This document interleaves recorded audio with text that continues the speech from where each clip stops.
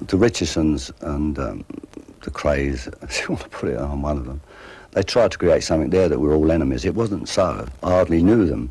I do now, and I've met them lots of times, and we've always been friendly, but the media tried to create something that wasn't there. And they did control lots of businesses in South London, like we owned clubs and businesses in East London. And I think that even though you had lots of power and lots of people, and it did control lots of things in many ways, it stopped, I think the crime rate went down instead of up at that time, because they were more afraid of the names than they were the police. So in fact, they did service in many ways, and it wasn't as, like they said, all this gang warfare. Of course, it still happens today. You have little things go on, but it was exaggerated quite a lot.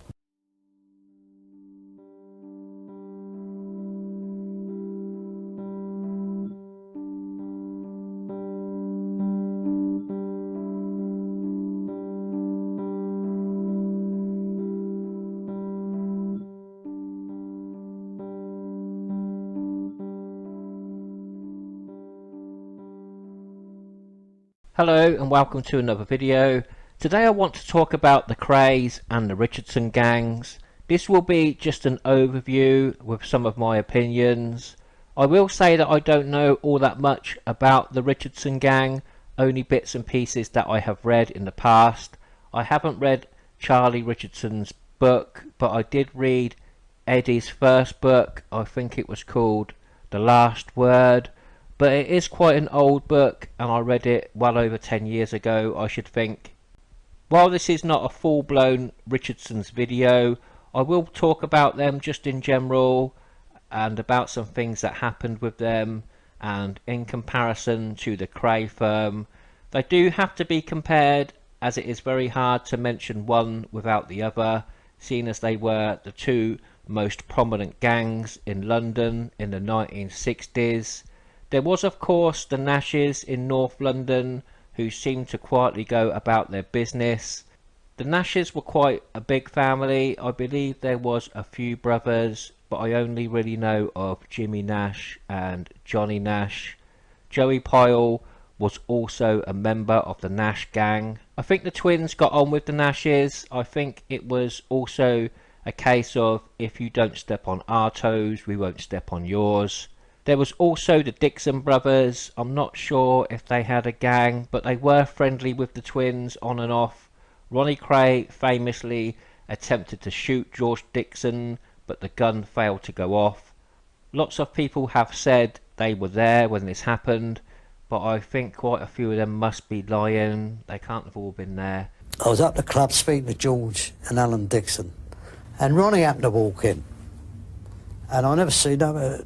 Hello, Bill, and he stopped dead, went in his pocket, pulled out a Beretta, went up to Dixon, and Dixon was about 6'3".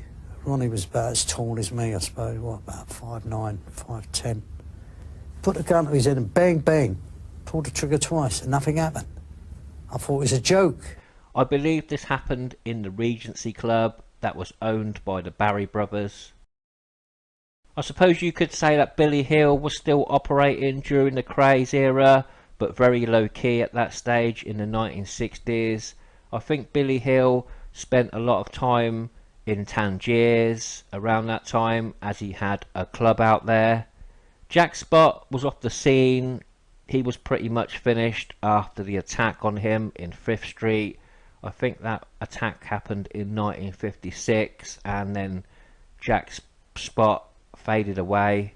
There was other gangs dotted around about London, including the Levy brothers, who I think operated out of Mile End. I think the Levies were on friendly terms with the twins.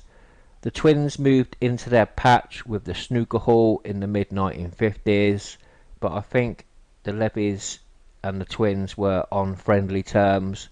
But the Kray gang and the Richardson gang were the most known from that era, with the Krays gaining the most publicity. The Richardsons were two brothers, Charlie and Eddie Richardson, who, like the Krays over in the East End, had a firm of men that they could call on. There was another brother called Alan, but unfortunately he died in a boating accident while out on a boat with Charlie. And your other brother? Yeah, Alan, I lost him going through a water on the Thames, going through a tunnel. A boat got in front of us, a big boat. It caused the waves, hit the bridge and turned the boat over. We're both in the water, aren't we? Ruined me. In prison, I used to think about him every night. You know, lovely kid, a lovely brother. And he was in business with you, wasn't he? Oh yeah, I let him at that warehouse in Eddington Square. Yeah. And the day I took him out, he earned 300 or 400 quid that day. I was really proud of him, you know what I mean? The Richardsons, like the Nashes, were more quiet about their business. That's until the torture trial at the start of 1967. South London was known as Indian country to the Kray gang. I think Albert Donahue is the most vocal in saying this. I'm not sure what this term means, to be honest. I have always took it as meaning a bit wild. The Kray firm were very wary of travelling over to South London. I'm not sure to what extent the Richardsons controlled South London. I'm not sure they extended to the whole area. They were based in Camberwell, where their scrapyard was, Peckford Scrap Metal. So I should think that the area was the main Richardson stronghold. There was lots of other gangs in South London. We have to remember that Freddie Foreman was also based in South London. I think the Haywoods were based in South London. As you probably know, the Haywoods were involved in the fight at Mr. Smith's in Catford, where Eddie Richardson and Frankie Fraser, among others, had a bit of a tussle with the Haywoods gang, which ended in the Krays' friend Dickie Hart getting shot and killed. The Haywoods were friendly with the twins. There was Billy Haywood and his brother Harry, I believe. Also in the gang was Peter Hennessy and Billy Gardner. So there was a few gangs in South London. So when the Kray firm mean going to Indian country, maybe they only mean the Camberwell area. I see no reason for them to be afraid in other areas of South London, unless the Richardson gang did extend more further afield out of Camberwell. But of course, there was rivalry between South and East London, so I don't know. The Richardsons were very feared, so it's no wonder even the Kray gang were afraid of them. They adopted a torture method as a way of punishing people for any wrongdoing that the Richardsons felt needed punishment for. Methods used were things like electric shock treatment. It was a little black box, but there is two conflicting accounts of what the box actually was. Some say it was an old army field telephone, which included a hand crank powered generator. I have also heard it was a box that was in an aircraft that sent out SOS signals, and Charlie Richardson had took it out of a scrapped World War II bomber that he cut up at the scrapyard in Camberwell. Crocodile clips would be placed on whatever area of the body they chose to be electrocuted. They sometimes put the victims in a cold bath to enhance the electric shock. Charlie said, "Johnny, Roy, take him upstairs and put him on the torture box. Make him fucking talk." So we stripped him cold cut and sat him in the bath of water, then put this electric thing on him. And you connect that to a bloke's private part, and he springs that eye out the water. And he fucking screamed like a pig. Other torture methods supposedly used by the Richardson gang were things like cigarette burning or whippings. I was in such a state that I didn't care really. I didn't care where I lived or died, because I was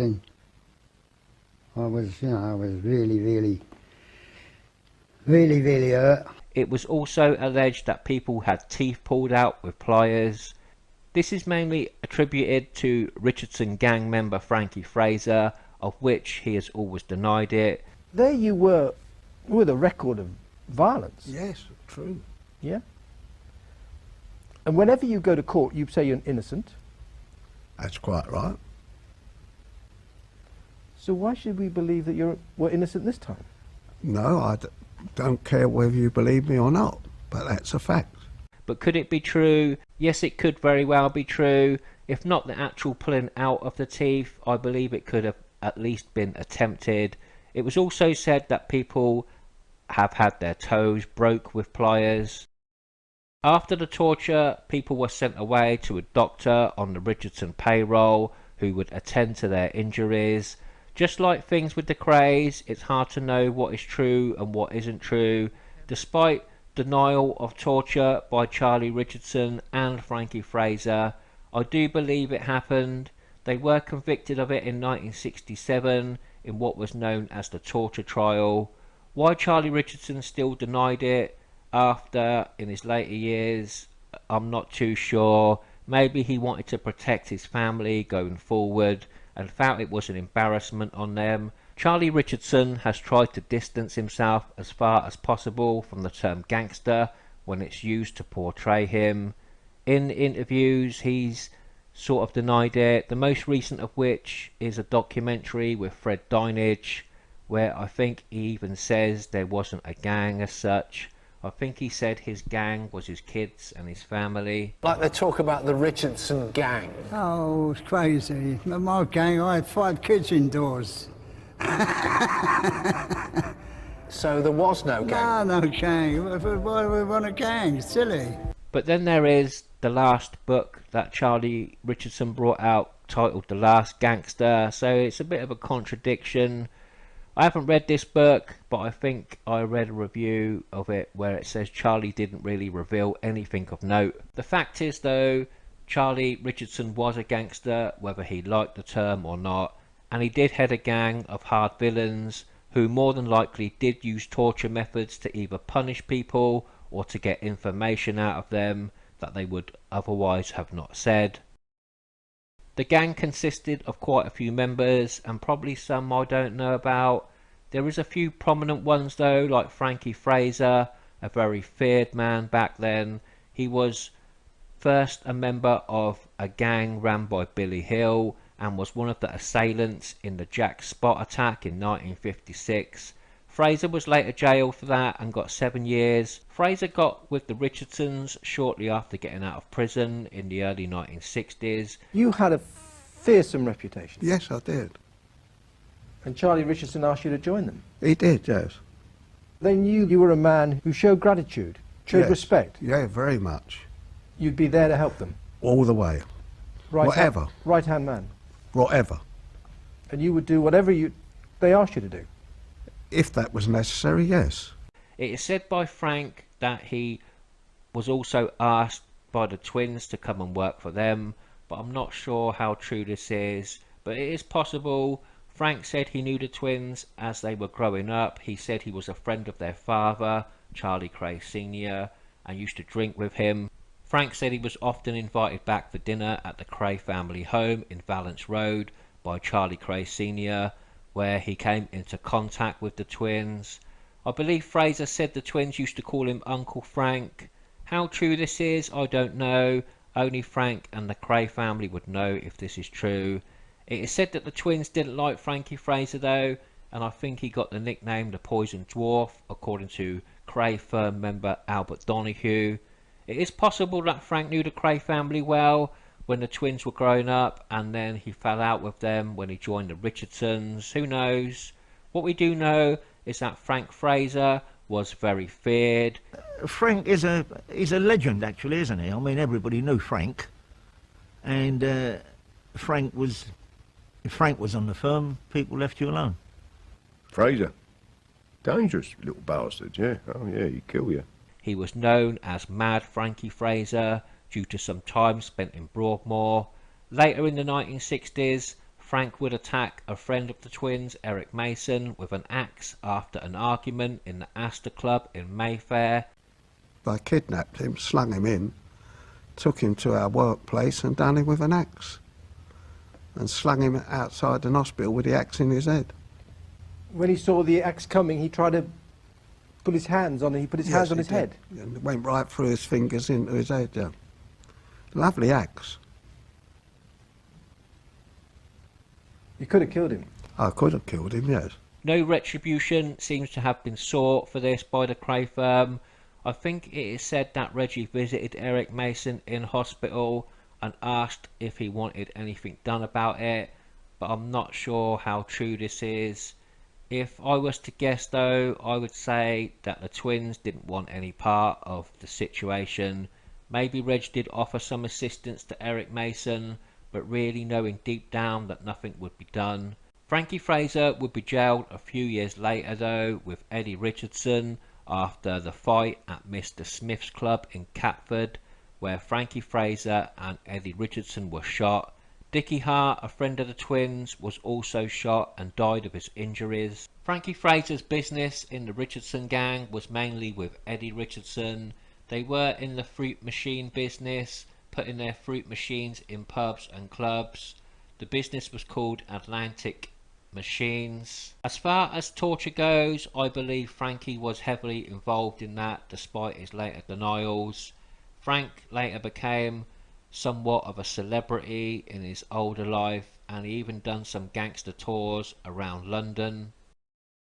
George Cornell was also a member of the Richardson gang. Born in the East End, he later moved over to South London and the Camberwell area, where he hooked up with the Richardson gang. George, by all accounts, was a very tough man who could fight. George Cornell, who was known for his George, George was all right. He was, he just used to take too many pills, didn't he, George? But he had a reputation for violence. Oh, yeah, George, yeah, a reputation. He was friendly with the twins in his younger years, but George moving to South London and then hooking up with the Richardson gang soured any relationship that he had with the twins. Ronnie Kray in particular seemed to have a deep hatred for George Cornell. That seemed to fester more and more in his mind as the years rolled by, and ultimately ending when Ronnie Kray walked into the Blind Beggar pub in Whitechapel and shot George in the head at point blank range. George later died of his horrendous injuries, a senseless killing that was born out of pure hatred and mental illness. I'm not sure what George's role in the Richardson gang would have been, but I expect he would have been used for violence and intimidation, and more than likely took part in the Richardsons' torture treatment. Roy Hall I don't know much about, but it is claimed that he manned the electric generator during the torture sessions.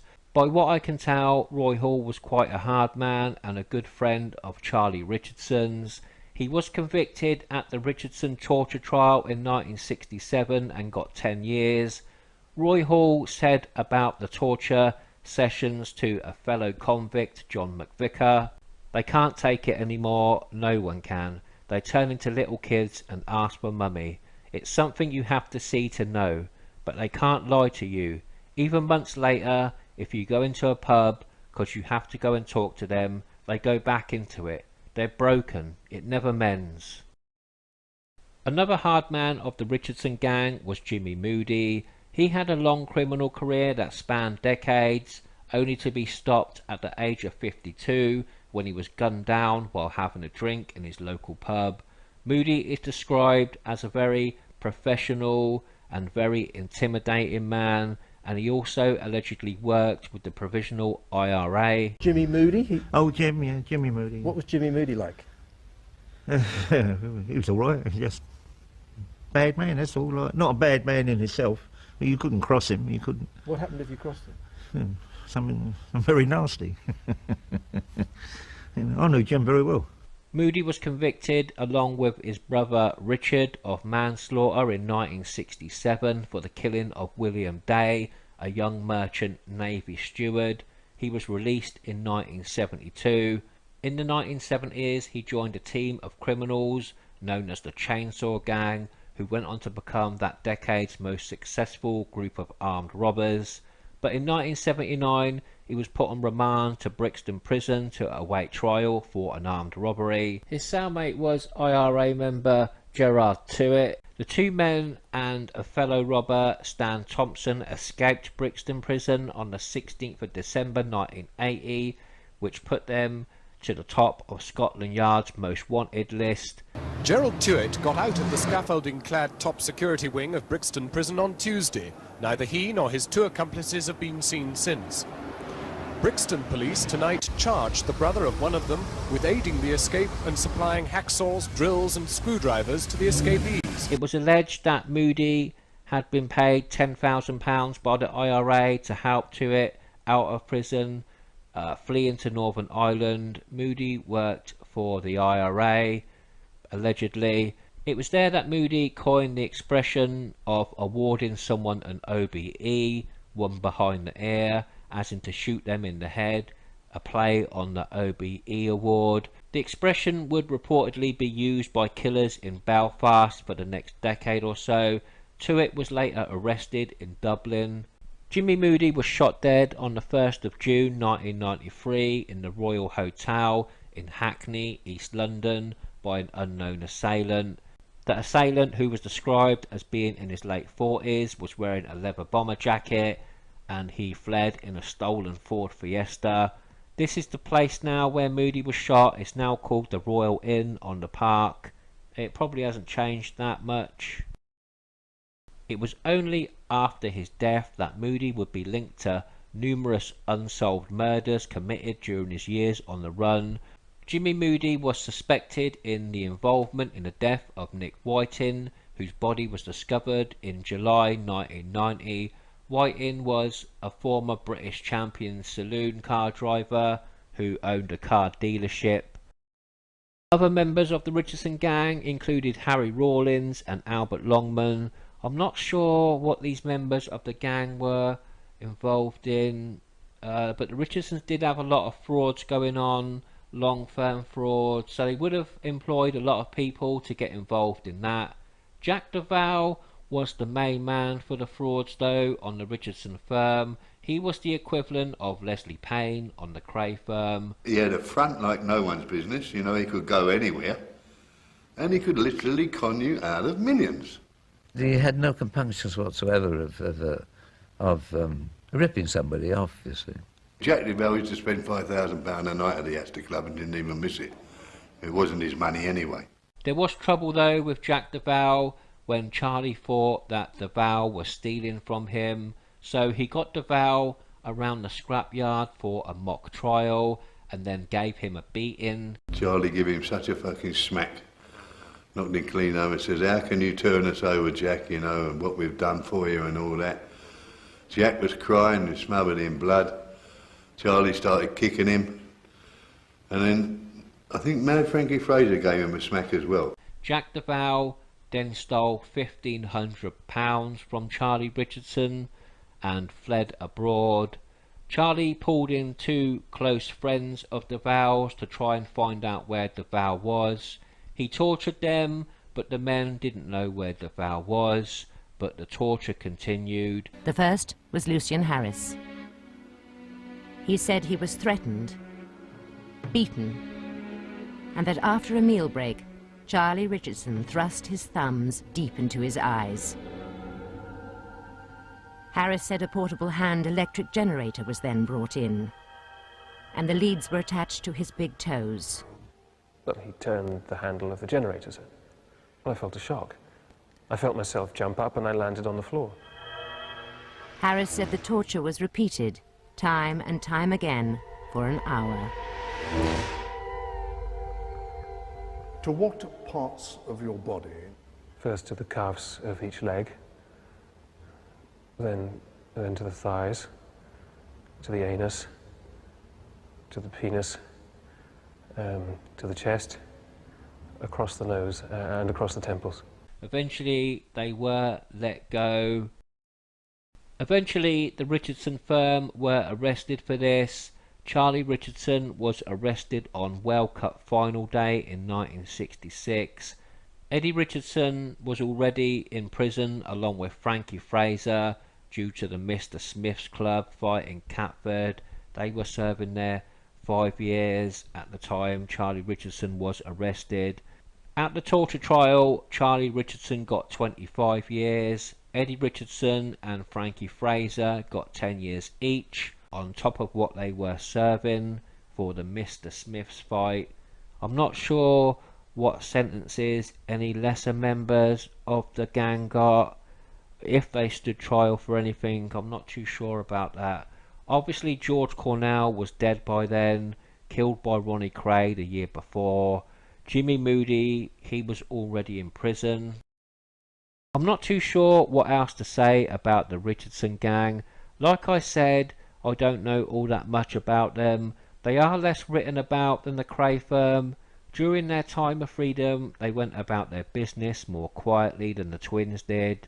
This is the difference between the twins and Charlie and Eddie Richardson. The Richardsons were more about business and staying under the radar, whereas the twins seemed to want more publicity, as much publicity as possible in almost everything they done. The twins wanted to be famous and known as gangsters. Charlie Richardson, on the other hand, always seemed to shy away from being called a gangster.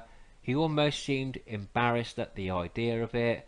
He wanted to be known more as a businessman. Eddie was probably the same.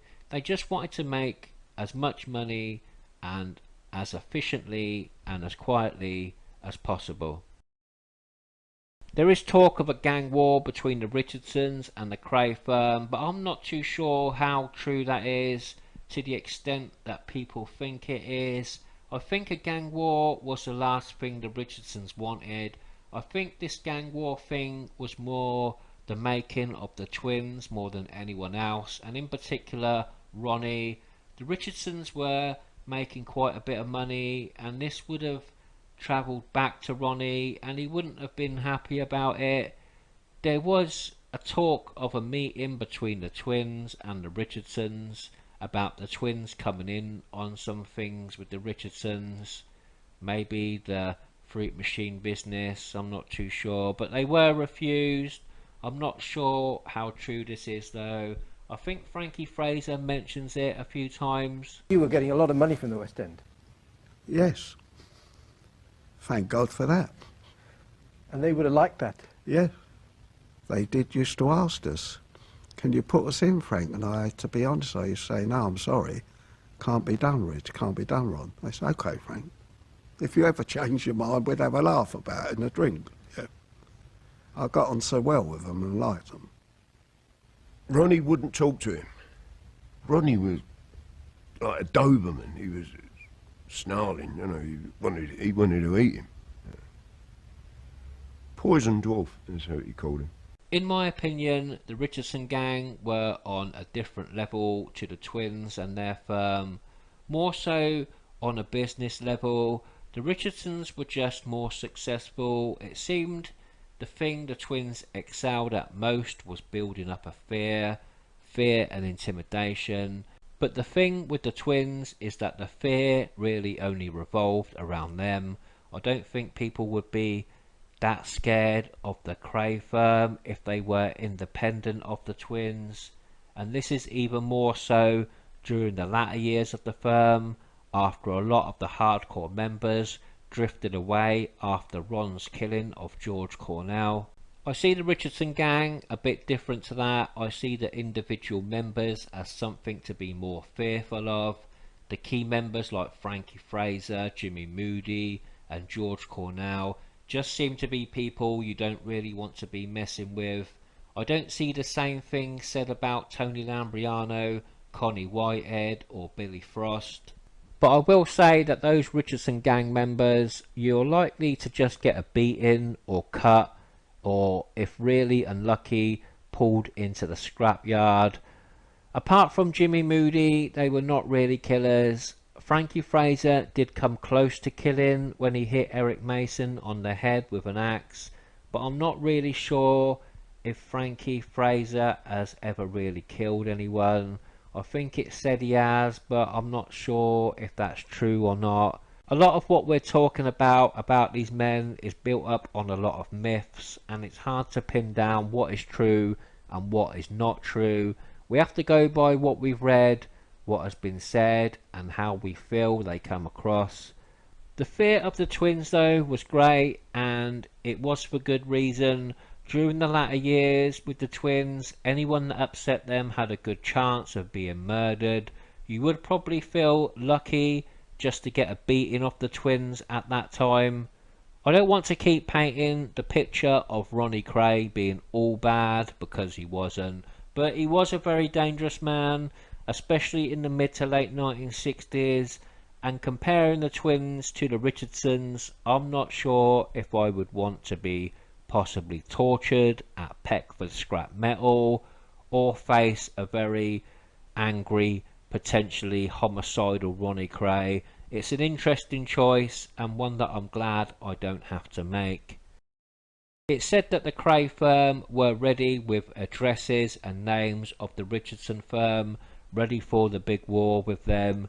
There was talks of blowing them up and all sorts, but the war never came, as the Richardsons were jailed. The rivalry between the Krays and the Richardson could have erupted into a gang war. I mean, everyone had arms, revolvers and that.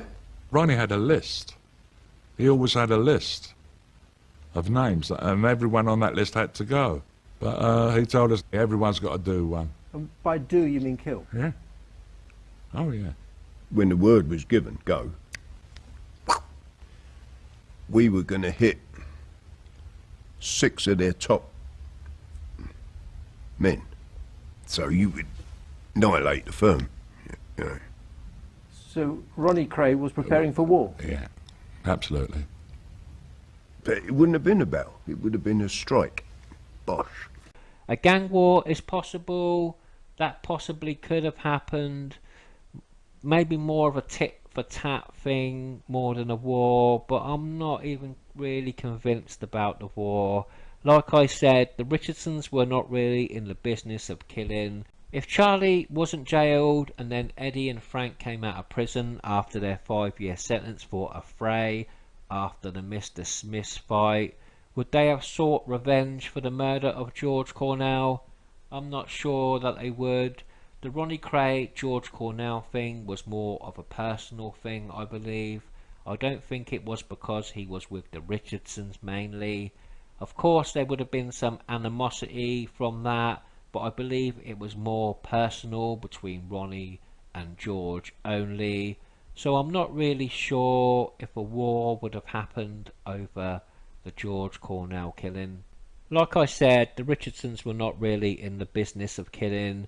They were in the business of business and making money. Although Charlie Richardson could have come close to murder, I don't think it was really in his plans. The twins, especially Ronnie, were in it for very different reasons. It was more to be known, infamous, Al Capone. Charlie Richardson died in 2012, a heavy smoker for most of his life. He suffered from emphysema for many years.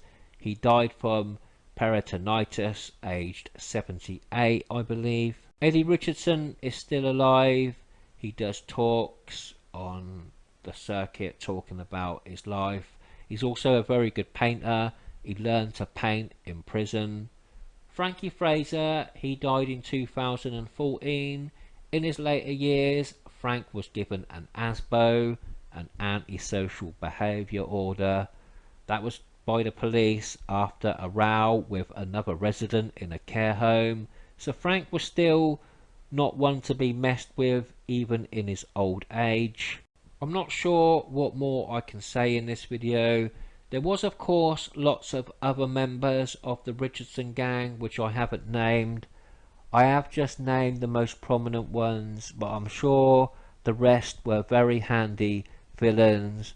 I don't think Charlie and Eddie Richardson would surround themselves with hangers-on. I'm not really sure what we will get out of this video. It probably gives more questions and answers about the comparison between the Richardson gang and the Kray firm. I didn't know these men personally. I just go by what I've read and what their contemporaries have said in interviews and books. Your thoughts are always welcome, as always. What do you think about the Kray and the Richardson comparison? How do you see it? Do you believe that there would have been a gang war if the Richardsons were not put inside? Do you think that the Richardsons would have sought revenge over the killing of George Cornell by Ronnie Kray in the Blind Beggar pub in 1966? So you're welcome to give your thoughts on those things. If there's anything that I've missed out, you're welcome to point it out. If there's anything that I've said that is not right, you're welcome to correct me on that also. I'll try to make the videos as factual as possible, but it is difficult sometimes to know exactly what is true and what isn't true. We can only go by what we've read and what we've seen in documentaries. That's unless you know the people personally or you knew them, then obviously you will know a lot more about them. So that's about it for this video. I'm not sure how long it is. I think it's around about 30 minutes or so, maybe a little bit more. I will be back with another video very soon, hopefully. I hope you are all well, and I will see you in the next one. Thank you. Yeah, well, I'm Edward Richardson, yeah.